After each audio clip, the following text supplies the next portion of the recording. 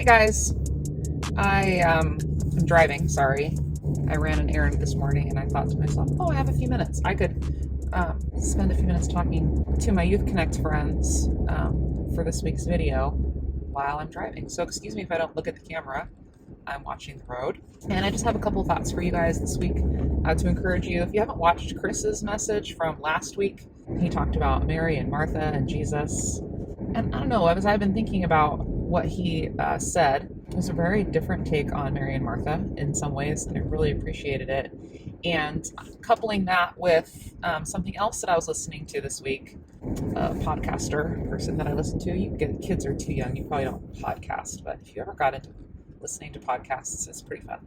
Any topic you're interested in, there's a podcast for you, and you can listen to it. And I listen to my podcasts on 1.2 speed, so I get through them quicker, and it's just good information. Something to do while you're, I don't know, walking, or you guys probably don't go for walks. Anyway, all this to say, I thinking about Chris's message, thinking about kind of this vein of things that I think God has been showing me is this, and it's the idea of being who God made you to be, and not trying to live up to the world standards or what other people are telling you, or social media, if you guys are on social media, or what you're seeing from YouTubers. Like, just being who God made you, being that like unique, cool person that you are. And I know, I mean, I was in middle school. I remember I was figuring it out. I was kind of a brat and kind of prideful. I didn't follow Jesus, didn't know about Jesus, but I was a kind of a snot. And I mean, there were some cool things about me too, but I was still figuring myself out. But I definitely had my own little personality that God gave me, and it's still here today. But you guys do too, and you're not going to be like the other people that you see, and you're going to see people in the world, or in your whatever, however you're getting inputs right now, and they're going to tell you, or they're going to show you a way to be, and it's hard not to look at that and compare and think, I want to be like that. It's good to have role models. It's really good to have a role model. You guys should have people you look up to. Number one, Jesus is the best one to look up to, but it's good to have other godly, good role models in your life. But also, like, God made you, and he gave you, passions and interests and gifts that are different than other people. So I just want to encourage you to remember the things that you're taking in and reading and listening to and watching videos and YouTubers and things like that. Like, God made them who they are, and gave them the interests that they have, and he made you. So you be you and let them be them. So don't compare, and don't try to be somebody you're not. Just be yourself. And I know I've really appreciated the Discord chat, and kind of having the more frequent touch-ins with you guys, and hearing what your days are like, and what you're interested in, what you're up to, and how you're feeling about things. Like, it's hard right now to be, because you're with yourself a lot. Like, you're with you, and maybe you'll see some friends periodically, or you'll chat with them, or game with them. You're with yourself a lot. So I just want to encourage you, if you are feeling like you're lonely, you don't know what to do with yourself, and so often when we're bored, we start maybe developing habits that aren't the best. So I want to encourage you in this time, as the weather starts to turn a little bit, and we're by ourselves maybe more. You've got school, but you're just hanging out. I want to encourage you to do some exploring. I am reading the book of John right now, and I've talked about this before, probably to you guys, but I'm reading it because personally I'm struggling a little bit with the division in our country right now, and the polarity even within the church, and just everything feels real political. And I wanted to get back to, what does Jesus say? How does Jesus live?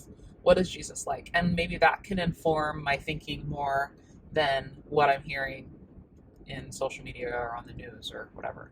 So I've turned back to reading the book of John. I read John 5 this morning. It was great. It's a story where Jesus heals the guy with the mat. He says, "Get up, take your mat, and go, and sin no more."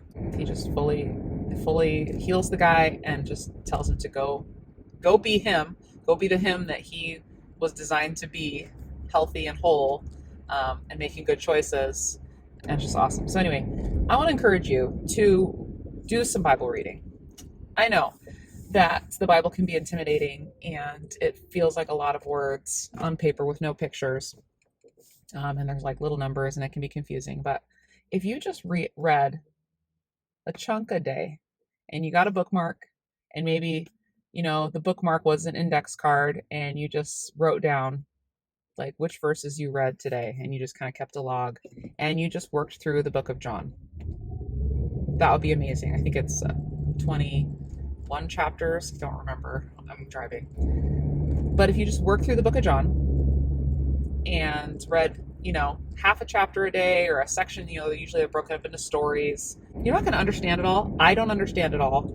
But, there's so much of Jesus talking in the book of John because it's the story of Jesus' life from the perspective of John, who was Jesus' best friend, like one of his closest people. So if you read through that and you look for if you have a red letter Bible, the red words are Jesus talking.